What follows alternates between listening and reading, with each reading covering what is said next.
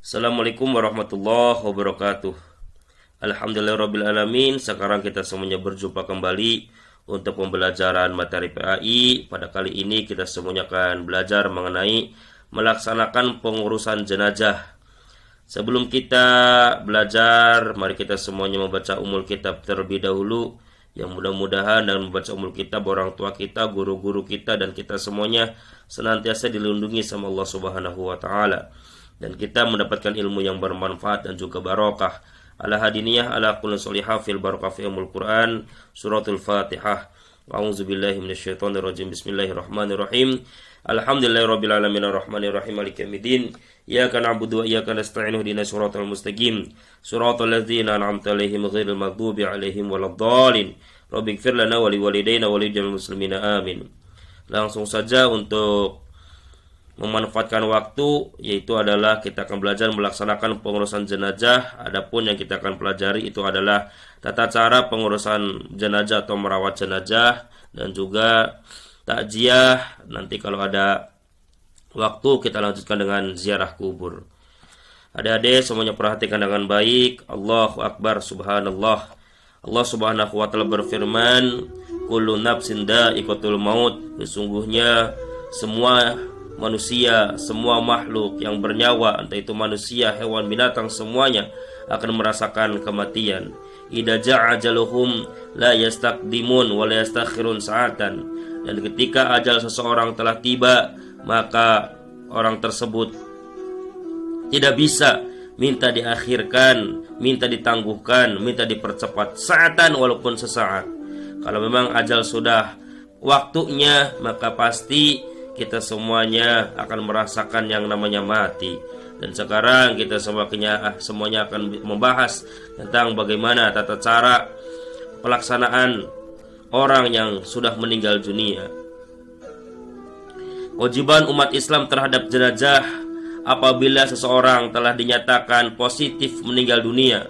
Ada beberapa hal yang harus disegerakan dalam pengurusan jenazah oleh keluarganya, yaitu memandikan, mengafani, menyalotkan, dan menguburnya.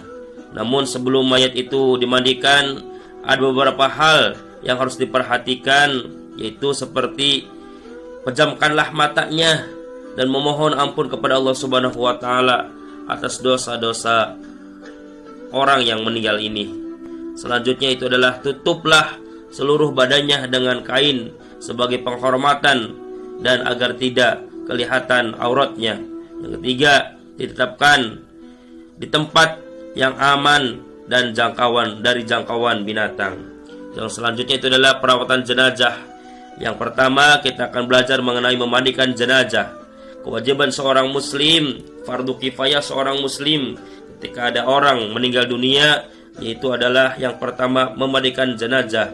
Memandikan jenazah itu adalah hukumnya fardu kifayah. Fardu kifayah artinya ketika seseorang ada yang melaksanakan, maka yang wajibnya yang lainnya gugur atau tidak ada kewajiban. Ketika ada satu kampung, satu RT atau satu RW meninggal dunia, cukup ke keluarganya saja, tetangganya saja, atau daerah setempat saja yang mengurusinya. Daerah lain tidak ada kewajiban setelah dimandikan oleh daerah tersebut. Adapun syaratnya orang yang memberikan jenazah, yaitu adalah yang pertama, jenazah itu adalah orang muslim. Apapun alirannya, mazhab, ras, suku, dan profesinya itu tidak ada pengaruhnya. Selagi orang tersebut adalah orang muslim yang mengatakan asyhadu alla ilaha illallah wa asyhadu anna muhammadar rasulullah, maka itu wajib hukumnya untuk dimandikan, fardu kifayah. Yang kedua adalah dia dapati tubuhnya walaupun sedikit, jadi ada jasadnya. Kalau ada orang meninggal dunia, entah itu dia itu tenggelam, tidak tertemukan, atau kebakar, tidak ada jasadnya, maka tidak wajib untuk dimandikan. Kenapa? Tidak ada jasadnya. Yang selanjutnya itu adalah siapa sih yang berhak untuk memandikan? Yang berhak untuk memandikan jenazah yang pertama adalah apabila jenazah itu laki-laki, yang memandikan hendaklah laki-laki. Tidak boleh seorang perempuan memandikan jenazah laki-laki, atau kebalikannya, laki-laki memandikan jenazah perempuan. Laki-laki tidak boleh memandikan kecuali suami atau mahramnya. Ketika ada seorang istri meninggal, maka boleh suami memandikan atau mahramnya. Yang selanjutnya yaitu adalah apabila jenazah itu perempuan, hendaklah dimandikan oleh perempuan. Laki-laki tidak boleh memandikan kecuali suami atau mahramnya. Yang ketiga, apabila jenazah itu seorang istri, sementara suami dan mahramnya ada semua, ya, suami lebih berhak untuk memandikannya. Maka suaminya yang lebih berhak. Yang keempat, apabila jenazah itu seorang suami, sementara istri dan mahramnya ada semua, maka istri lebih berhak untuk memandikannya. Maka keluarga yang terdekat dulu, ya, jangan sampai orang lain. Jangan sampai ada jenazah orang tua kita meninggal dunia, orang lain yang memandikan. Ada seorang istri meninggal dunia, orang lain memandikan, bukan suaminya, atau kebalikannya. Seperti itu adik-adik. Lantas bagaimana tata cara untuk memandikan jenazahnya? Kalau mayatnya seorang laki-laki atau perempuan masih kecil, perempuan atau laki-laki dewasa boleh memandikannya, ya, boleh untuk memandikannya. Adapun tata caranya, yang pertama adalah ditempatkan tempat yang tertutup agar melihat hanya orang yang memandikannya saja. Tidak boleh dibuka untuk khalayak ramai. Yang kedua, mayat diletakkan di tempat yang tinggi seperti di dipan atau yang lainnya. Ya, yang selanjutnya adalah dipakaikan kain basah seperti sarung agar auratnya tertutup. Tidak boleh telanjang bulat, harus ada penutupnya, sarung atau kain atau yang lainnya. Yang selanjutnya adalah mayat didudukan atau disandarkan pada sesuatu lantas disapu perutnya sambil ditekan pelan-pelan agar semua kotorannya keluar. Setelah itu dibersihkan dengan tangan kiri dan ada yang memandikannya dianjurkan menggunakan sarung tangan. Dalam hal ini boleh memakai wangi-wangian agar tidak terganggu bau kotoran si mayat. Boleh pakai sabun atau yang lainnya. Tapi ketika memandikan tidak boleh keras-keras. Walaupun mayat tersebut sudah meninggal dunia, maka akan merasakan sakitnya ketika keras-keras untuk digosok-gosoknya. Salatnya orang mandi saja seperti apa, ya, boleh memakai sampo, boleh memakai sabun untuk wangi. Setelah itu hendaklah mengganti sarung tangan untuk membersihkan mulut dan gigi si mayat, dibersihkan seperti halnya orang mandi. Selanjutnya membersihkan semua kotoran dan najisnya, makanya diurut-urut perutnya supaya keluar. Terus mewudukan setelah selesai seluruh badannya. Disunahkan membasuh 3 kali sampai 5 kali. Sunnah hukumnya 3 sampai 5 kali. Seperti itu adik-adik semuanya. Setelah itu terus diwudukan. Karena untuk apa diwudukan? Karena untuk disolatkan. Subhanallah. Adik-adik, itulah gambaran kita semuanya ketika meninggal dunia. Maka kita semuanya jangan sombong dengan diri kita. Kita sekarang bisa sehat, kita bisa berjalan, kita bisa berkata-kata, bisa berbicara. Mungkin suatu saat nanti kita tidak bisa apa-apa, mandi pun dimandikan. Allahu Akbar. Setelah itu kewajiban seorang yang hidup atas orang jenazah yaitu adalah mengkain kafani, ya. Siapa yang berhak untuk mengkain kafani? Yaitu adalah keluarganya. Maka ketika ada mayat meninggal dunia, itu mayat punya harta warisan, itu harta warisan jangan dibagikan dulu, tapi ambil dulu uangnya. Untuk apa? Untuk dibelikan kain kafan. Ketika tidak punya warisan, maka keluarganya, anak-anaknya, ya, rempugan, musyawarah untuk beli kain kafan. Walaupun tidak punya, maka RT RW-nya ada enggak? RT RW tidak punya kas, maka kas masjid ada enggak? Kas masjid tidak punya, maka orang kaya yang ada di situ, ya, untuk membelikan kain kafan buat si mayat. Subhanallah. Allahu Akbar. Lantas caranya bagaimana? Cara membungkusnya adalah hamparkan kain kafan helai demi helai. Perlu diketahui untuk seorang laki-laki yang meninggal dunia yaitu adalah 3 kain kafan, utamanya itu adalah 3. Untuk perempuan yaitu adalah 5.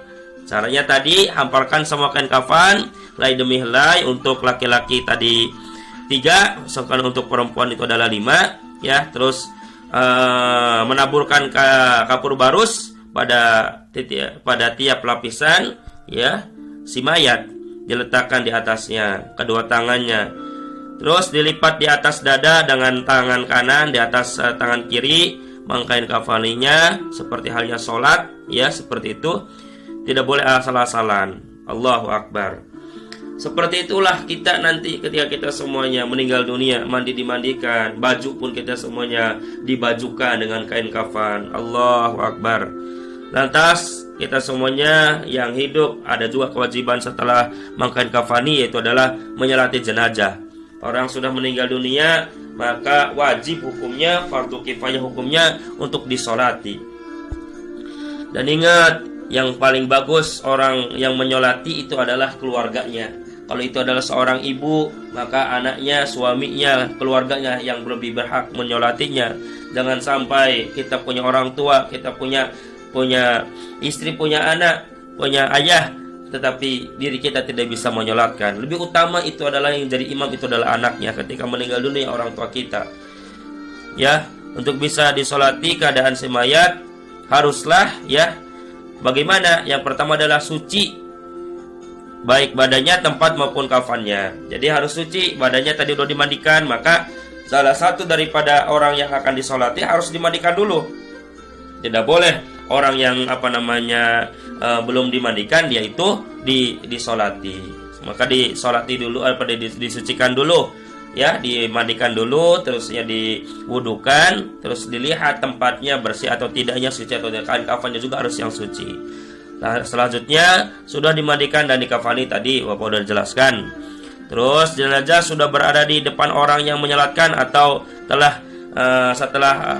atau sebelah kiblat. Jadi harus ada mayatnya. Kalau mayatnya Pak Usman, mayatnya jauh, misalkan saya ada keluarga di Tangerang, sedangkan ini di Cirebon, bagaimana? Maka boleh menyolati setelah dimandikan, namanya sholat goib, ya, namanya sholat goib. Selanjutnya yaitu adalah tata cara pelaksanakan sholat jenazah.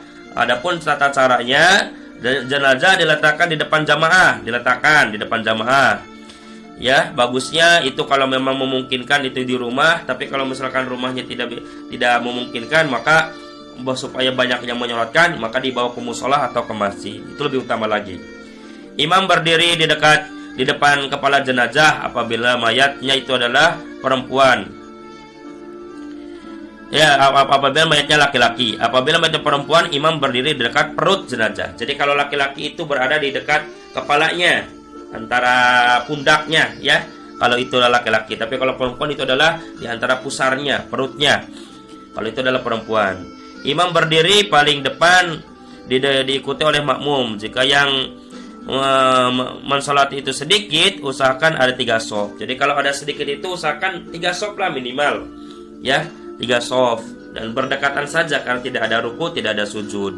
Terus mula-mula semua jamaah berdiri dengan berniat melaksanakan sholat jenazah. Terus takbir 4 kali. Dan perlu diketahui sholat jenazah itu tidak ada ruku, tidak ada sujud. Maka ketika niat pun niatnya adalah usolli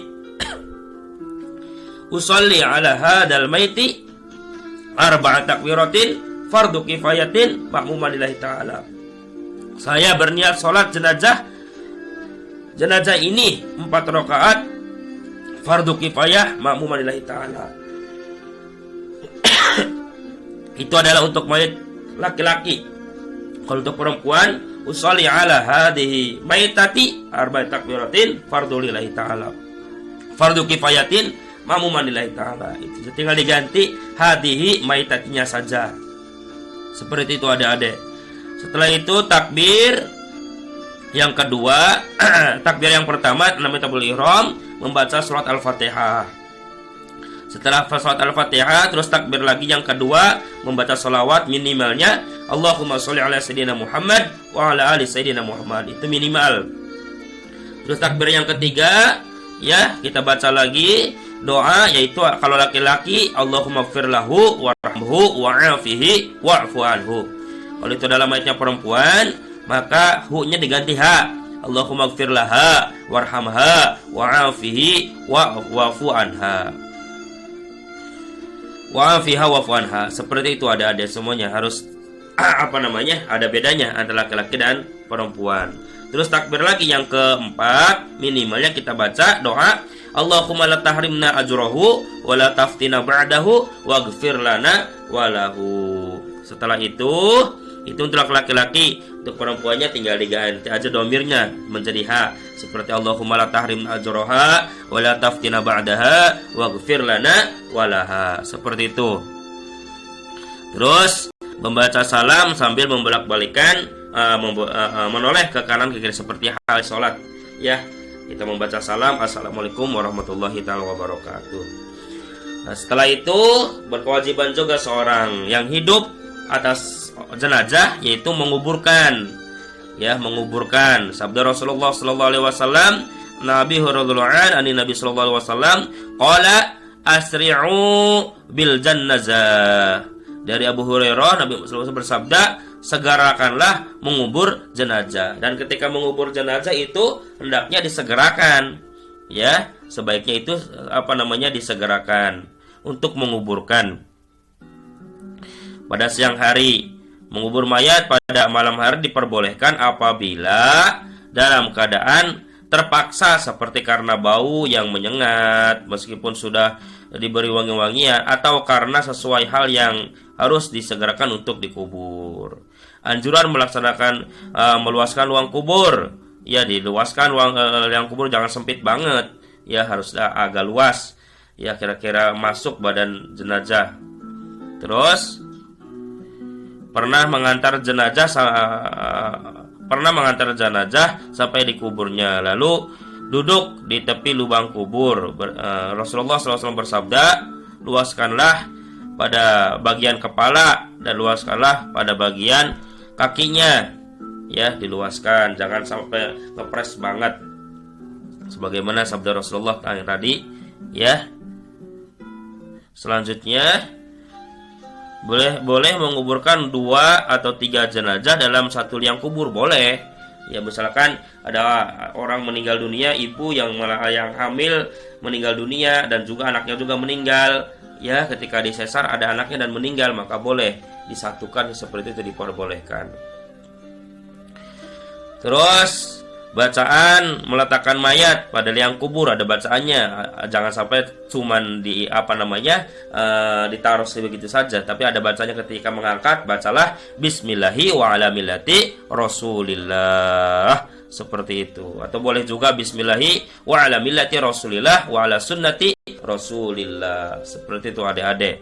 Sebelum dikubur, ahli waris atau keluarga hendaklah ya bersedia menjadi penjamin atau menyelesaikan hutang piutang. Nah, itu sebelum dikubur, biasanya itu sebelum mayat itu dibawa ke liang lahat, ke kuburan, maka ahli kubur ahli keluarganya yaitu adalah berkata, barangkali ada hutang piutang atau kesalahan atau yang lainnya, ada janji yang sama jenazah, ya, sama si keluarga ini, maka boleh mendatangi ke ahli warisnya. Itu untuk apa tujuannya? Supaya mayat atau jenazah tersebut tidak diberatkan nanti. Karena ketika seorang jenazah itu punya utang piutang, maka sungguh jenazah tersebut ya akan merasa kesusahan. Seperti halnya Rasulullah pernah, beliau itu menyolati jenazah. Nabi Muhammad SAW berkata kepada keluarganya, kepada orang di situ, apakah jenazah ini punya utang? Ketika itu keluarga berkata, punya ya Rasulullah. Rasulullah meninggalkannya, tidak menyolatinya. Maksudnya apa? Bukan Rasulullah tidak mau. Itu artinya karena begitu beratnya masalah utang piutang, ya, sehingga Rasulullah pun tidak mau